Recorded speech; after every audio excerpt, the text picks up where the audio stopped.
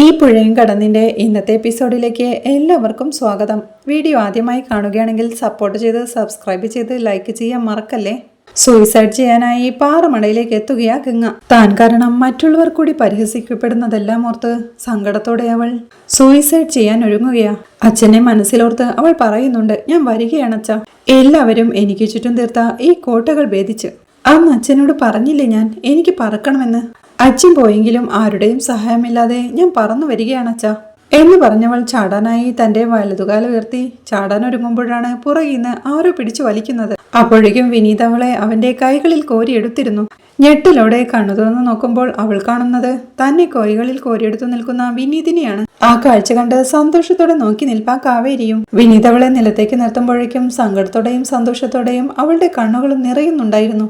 നിറഞ്ഞ കണ്ണുകളോടെ മരണത്തിന് പോലും വിട്ടുകൊടുക്കാൻ എനിക്ക് മനസ്സില്ലെങ്കിലും അവസാനിപ്പിക്കാൻ തുടങ്ങിയ ഈ ജീവിതം എനിക്ക് തന്നൂടെ, പൊന്നുപോലെ നോക്കിക്കോളാം ഞാൻ എന്നവൻ പറയെ സങ്കടത്തോടെ പൊട്ടിക്കരഞ്ഞ് അവന്റെ നെഞ്ചിലേക്ക് ചായുകയാ ഗംഗയും. വിനീതും ആശ്വാസത്തോടെ അവളെ ചേർത്ത് പിടിക്കേ അവരെ സന്തോഷത്തോടെ നോക്കി നിൽക്കുന്ന കാവേരിയെ ഒരു നിമിഷം അവൻ പുഞ്ചിരിയോടെ നോക്കുന്നുണ്ട്.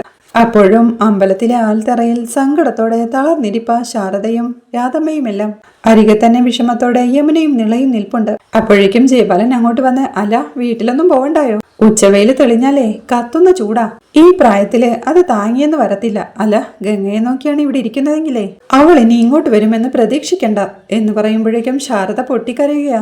അല്ല അന്വേഷിക്കാൻ ഞാൻ ആളെ ഏർപ്പാടാക്കുന്നുണ്ട്. പോലീസിനെയോ ഫയർഫോഴ്സിനെയോ അവരൊക്കെ തിരഞ്ഞോളുമെന്നേ. അവർക്കാവുമ്പോ കുളത്തിലും കായലിലും റെയിൽവേ ട്രാക്കിലുമൊക്കെ നല്ല ശീലമാ എന്ന് ജയപാലൻ പറയേ.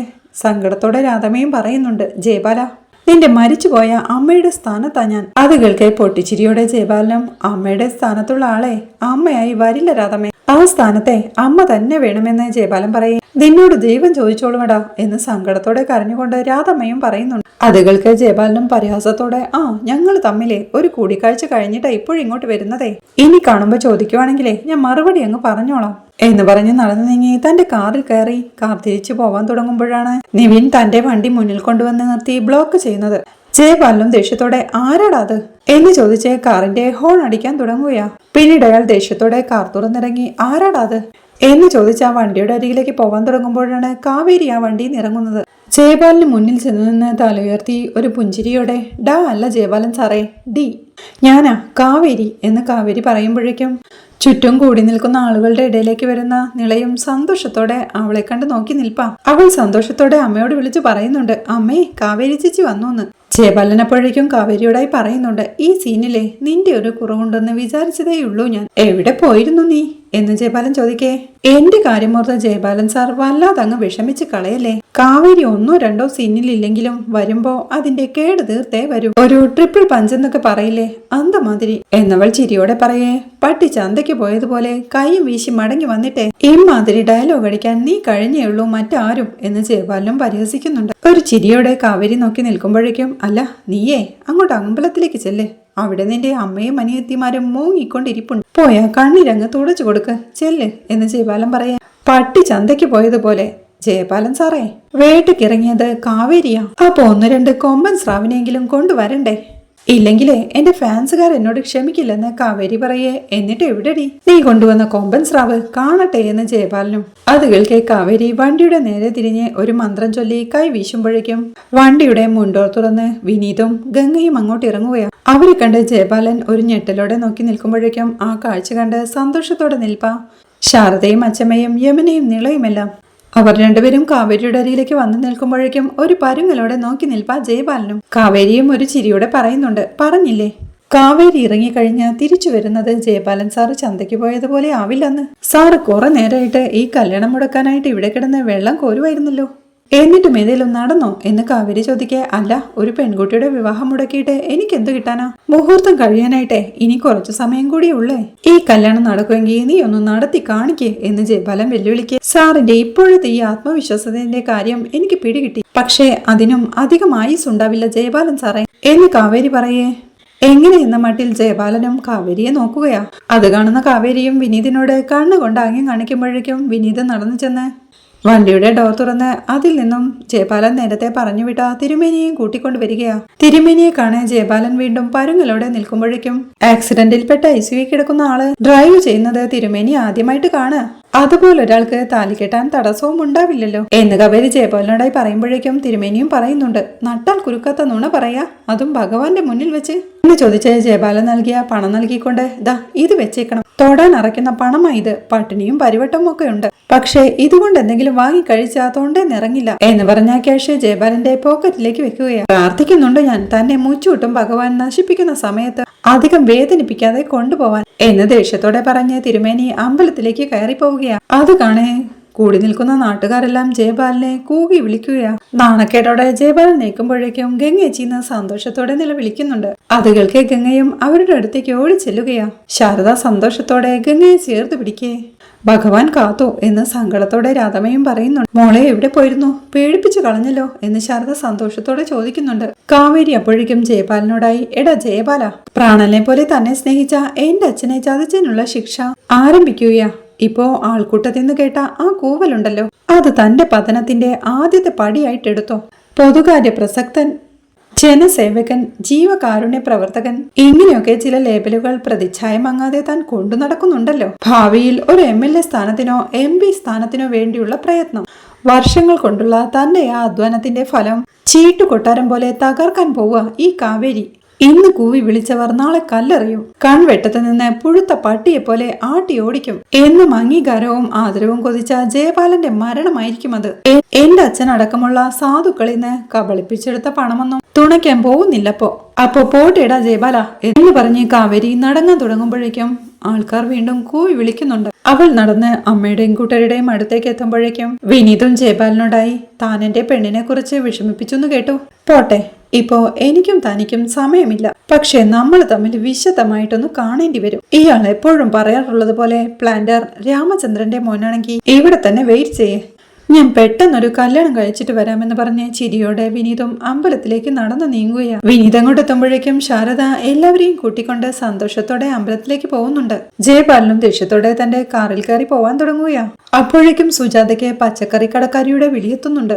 അവൻ ഇവിടെ തന്നെ ഉണ്ടെന്ന് പറഞ്ഞില്ലേ, നിങ്ങൾ കണ്ടെങ്കിൽ കണ്ടു, അതിന് ഞാനിപ്പോ എന്ത് വേണം എന്ന് ദേഷ്യത്തോടെ പറഞ്ഞ് സുജാത ആ കോൾ കട്ട് ചെയ്യുകയാ. ആരമ്മയെന്ന് ഗീത ചോദിക്കേ, ആ പച്ചക്കറി കടക്കാരി സരോജിനി വിനീത് അമ്പലത്തിലുണ്ടെന്ന് എന്ന് സുജാത പറയേ, ഇതിപ്പോ പലരായല്ലോ അമ്മേ, ഒന്നോ രണ്ടോ പേരായിരുന്നെങ്കിൽ അമ്മയെ ചൂളാൻ വേണ്ടി പറയുന്നവരാണെന്ന് വിചാരിക്കാം എന്ന് ഗംഗ പറയേ. എടി, അതിന് 2 വിനീതുണ്ടോ? ഈ റൂമിൽ അടച്ചിട്ടിരിക്കുന്നത് പിന്നെ ആരെയാ എന്ന് സുജാത ചോദിക്കേ. അത് എന്നോടാണോ ചോദിക്കുന്നത്? സംശയമുണ്ടെങ്കിൽ തുറന്നു നോക്കണമെന്ന് ഗീത പറയേ. നോക്കാമെന്ന് പറഞ്ഞ് സുജാത ആ റൂമിന്റെ ഡോർ തുറക്കുകയാ. അവിടെ കസേരയിൽ പുറംതിരിഞ്ഞിരിപ്പ നിവിൻ. പുറംതിരിഞ്ഞിരിക്കുന്ന അവനെ കണ്ടേട്ടാ വിനീതേ എന്ന് സുജാത വിളിക്കേ. ഒരു ചിരിയോടെ നിവിൻ തിരിഞ്ഞു നോക്കുകയാ. അവനെ കണ്ട് ഞെട്ടിലൂടെ നിൽപ്പ സുജാതയും ഗീതയും. നിവിനും ആ കസേരയിൽ നിന്ന് എഴുന്നേറ്റ് ഒരു പുഞ്ചിരിയോടെ നോക്കി നിൽക്കേ. പരിഭ്രമത്തോടെ അവന്റെ അരികിലേക്ക് ചെന്ന്, എടി ഗീതേ എന്ന് സുജാത വിളിക്കുന്നുണ്ട്. ഗീതയും അങ്ങോട്ട് വന്ന്, ഇവനെങ്ങനെ ഇവിടെ വന്നു എന്ന് ചോദിക്കേ. അവന്റെ കോളറിനിട്ട് പിടിച്ചുകൊണ്ട് സുജാതയും ചോദിക്കുന്നുണ്ട്, എടാ എന്റെ മോൻ എവിടെ, എടാ എന്റെ മോൻ എവിടെയെന്ന്, എടാ വിനീത് എവിടെയെന്ന് പറ, ഇല്ലെങ്കിൽ ഞാൻ നിന്നെ കൊന്നു കളയുമെന്ന് പറയേ. ആന്റിയെ കൊണ്ട് എന്നെ ഒരു ചുക്കും ചെയ്യാൻ പറ്റില്ല ആന്റി അടങ്ങി ഒതുങ്ങി നിന്നാ ഞാൻ സംഭവിച്ചത് എന്താണെന്ന് കൃത്യമായിട്ട് പറഞ്ഞു തരാം.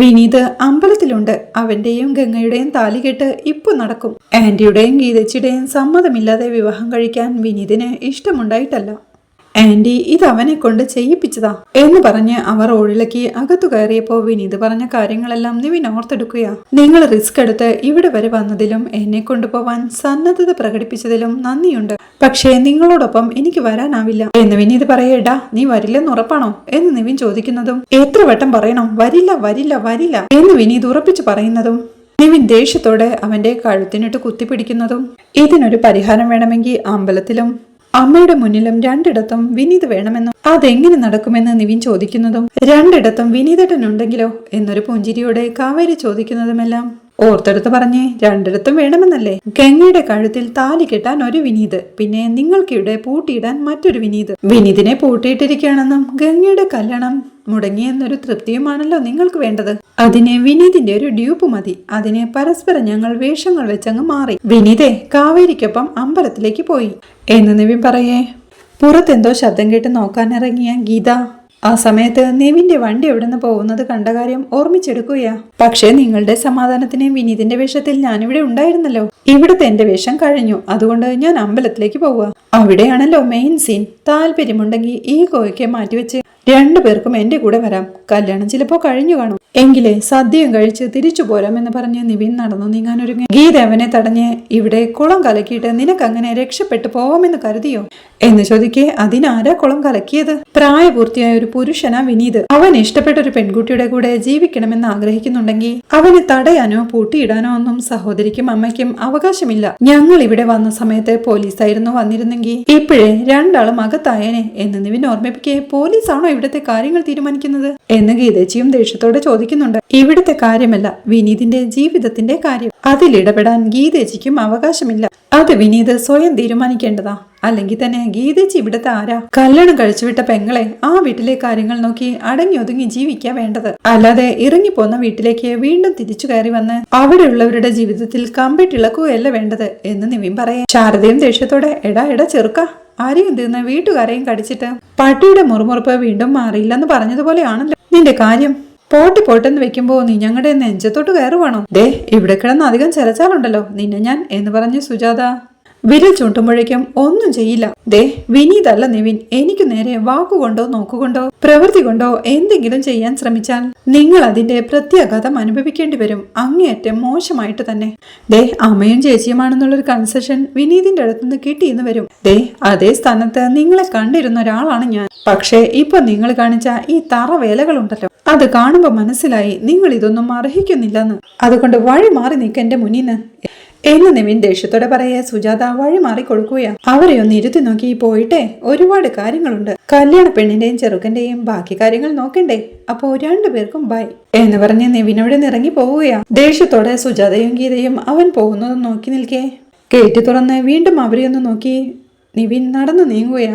അമ്പലത്തിൽ അപ്പോഴേക്കും കല്യാണമേളം തുടങ്ങി കഴിഞ്ഞിരുന്നു. എല്ലാവരും പ്രാർത്ഥനയോടെ നിൽക്കുമ്പോഴേക്കും കണ്ണടച്ച് പ്രാർത്ഥനയോടെ നിൽക്കുന്ന ഗംഗയെ വിനീതും പ്രണയത്തോടെ നോക്കി നിൽപ്പാം. നിവിനും അപ്പോഴേക്കും അങ്ങോട്ടെത്തിയിരുന്നു. തിരുമേനി മഞ്ഞ ചരടിൽ കോർത്ത താലി വിനീതിന്റെ കയ്യിലേക്ക് കൊടുക്കുമ്പോഴേക്കും അവൻ അത് വാങ്ങി സന്തോഷത്തോടെ ഗംഗയുടെ കഴുത്തിലേക്ക് താലി ചാർത്തുകയാണ്. ആ കാഴ്ച കാണാൻ സന്തോഷത്തോടെ എല്ലാവരും പൂക്കൾ അർപ്പിക്കുന്നുണ്ട്. വിനീത് അവളുടെ കഴുത്തിൽ താലി കെട്ടി കഴിയുമ്പോഴേക്കും തിരുമേനി രണ്ടുപേർക്കും തുളസിമാല നൽകുന്നുണ്ട്. അവരത് പരസ്പരം ചാർത്തുമ്പോഴേക്കും വിനീത് ഗംഗയുടെ വിരലിൽ മോതിരം അണിയിക്കുന്നുണ്ട്. ഗംഗയും വളരെയധികം സന്തോഷത്തോടുകൂടി വിനീതിന്റെ വിരലിലും മോതിരം അണിയിക്കെ വിനീത് സന്തോഷത്തോടെ നിവിനെ നോക്കുന്നുണ്ട്. പിന്നീട് അവൻ ഗംഗയുടെ നെറുകയിൽ സിന്ദൂരം ചാർത്തി അവൾക്ക് പുടവ കൊടുക്കുമ്പോഴേക്കും അവളത് സന്തോഷത്തോടെ വാങ്ങുകയാണ്. പിന്നീട് തിരുമേനി വിനീതിന്റെ വലം കൈയിലേക്ക് ഗംഗയുടെ വലം കൈ ചേർത്ത് വെക്കെ വിനീതും മനസ്സിൽ ചിന്തിക്കുന്നുണ്ട്. എനിക്കറിയാം ഗംഗ എന്നെ പോലെ ഒരാളെയല്ല ഗംഗ ഭർത്താവായി ആഗ്രഹിച്ചതെന്ന്. പക്ഷേ ഗംഗയുടെ സങ്കല്പത്തിനനുസരിച്ച് മാറാൻ ശ്രമിക്കാം ഞാനെന്ന്. ഇത്രയുമാണ് ഇന്നത്തെ എപ്പിസോഡിലെ വിശേഷങ്ങൾ.